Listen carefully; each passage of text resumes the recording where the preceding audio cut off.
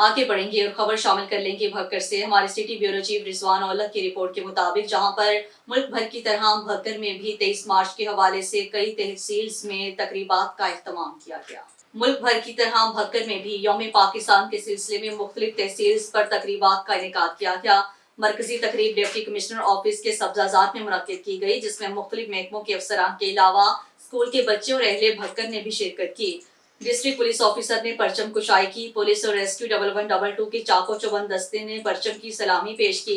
तकरीब में सियासी ताजरान, तुलबा और तालिबात, मीडिया के अलावा मुख्तलिफ महकमों के अफसरान और अहले भक्कर ने कसीर तादाद में शिरकत की। तकरीब में स्कूल के बच्चों ने तकारीर और मुख्तलिफ टैबलोस पेश किए। तकरीब में खिताब करते हुए डिप्टी कमिश्नर डॉक्टर नूर मोहम्मद अवान और DPO मोहम्मद नवीद का कहना था कि आज के दिन करारदाद पाकिस्तान पेश की गई। आज तजदीद अहद का दिन है। वादा करते हैं कि हम मुल्क पाकिस्तान को अजीम से अजीम तर बनाएंगे।